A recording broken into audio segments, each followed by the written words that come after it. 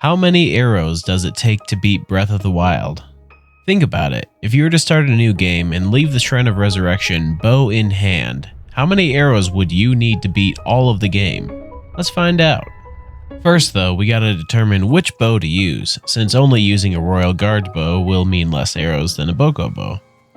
So I averaged all the bow damages together, which came out to 23.32 points of damage, and found out that the dragonbone boko bow at 24 points of damage was the closest to the average, so that's the bow we're going to use.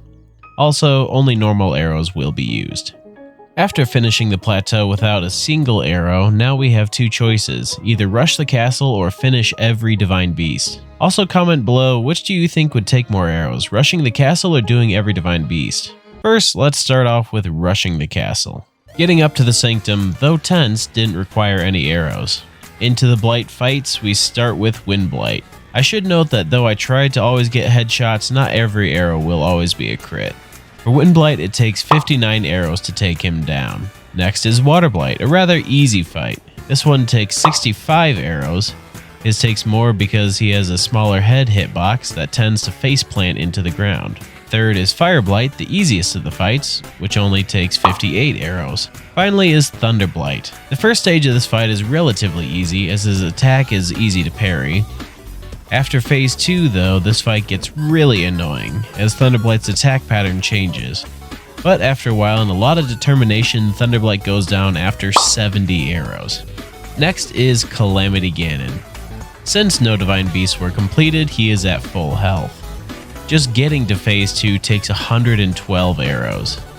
Phase 2, just like Thunderblight phase 3, takes a lot of time as you have to time your arrows shots with Ganon dropping his shield. But after another while and another helping of determination, Calamity goes down after 207 arrows total. Then after the 8 arrows it takes to bring down Dark Beast Ganon, we have a grand total of 467 arrows to beat the game if you rush the castle. Now the question remains, does it take more or less arrows to beat every divine beast? So I reloaded my save on the plateau and began my quest to beat every divine beast, counting each necessary arrow along the way. Seriously, please leave a like, this took over 5 hours to record. Starting with Water Blight's quest, you only need 4 arrows to get into the divine beast, 4 to shoot the orbs on the beast's shoulders. Inside the beast, each terminal can be acquired without losing an arrow as well. Finally, we get into the Water Blight's fight itself. Since this is the first divine beast, Water Blight's health is much lower than his Sanctum counterpart, and it only takes 31 arrows to bring Water Blight's questline to completion. Next, I decided to do Wind Blight. For this questline, you only need 8 arrows to get into the divine beast. You can save 5 arrows during the flight range challenge with Tiba by simply bombing the targets instead of shooting them. Once you're in the divine beast, no arrows are needed as the Malisize can be cleared with bombs instead. Once all the terminals are lit, it's time to take out Wind Blight. Once all is said and done, Wind Blight's questline is completed with a grand total of 43 arrows loosed. Third, I chose to do Thunderblight's quest. This one proved to be tricky, and if you decide to test this for yourself, I recommend doing Thunderblight first, as him having less health for that fight is really handy. During the Thunderblight questline, you have to sneak into the Iga hideout and get the Thunderhelm back. In order to do this, you have to fight Master Koga. His fight, though easy, does cost you 21 arrows to complete. Now with Thunderhelm in hand, it is time to get into the Divine Beast and fight Thunderblight. After spending the 8 arrows required to take out the Divine Beast's feet, it's time to activate all the terminals. One thing to note here is that the door leading to the terminal in the Divine Beast's back, the one guarded by 2 guardians, will not open unless those guardians are defeated. So in order to activate all of the terminals, you have to spend 8 arrows. Now it's on to Thunderblight's fight. This fight, just like the Sanctum, is very long and tedious, as you are forced to rely on parrying Thunderblight's attacks to get 1 arrow shot in. However, once the fight is done, Thunderblight's questline goes down after 67 arrows. Finally, I did Fireblight's quest. This one proved challenging in a different way, as the dragonbone boko bow rather inconveniently kept catching fire while I was in Death Mountain. So to combat this, I could only take a few shots with it, switch to another bow, and then switch back in order to reset the burn timer. Getting through the abandoned North Mine was particularly hot breeze, needing no arrows. After that, it's time to meet Yunobo at the Elden Bridge and get into the Divine Beast. Now along the path of the volcano, there are a total of 5 black moblins. First a pair, then a singular one, then another pair.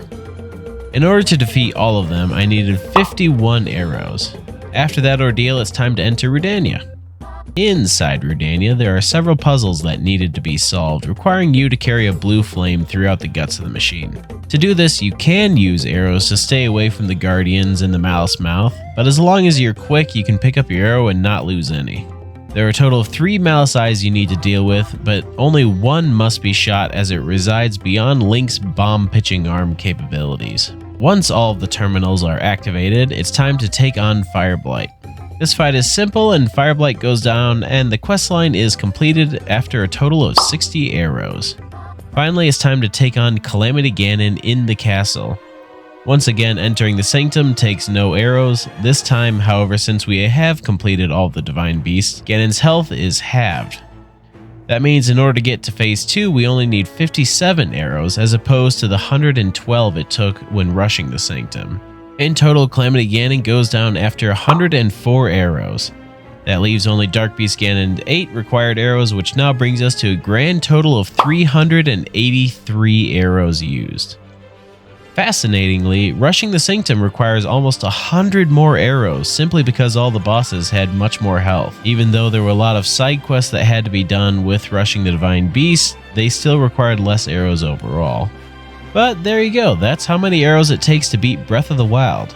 I might make more challenge videos like this, like how many Y presses does it take to beat the game, who knows. But anyway, be sure to like, comment, subscribe, share, and all that jazz that the good YouTubers say, and I shall see you guys next time. Take care.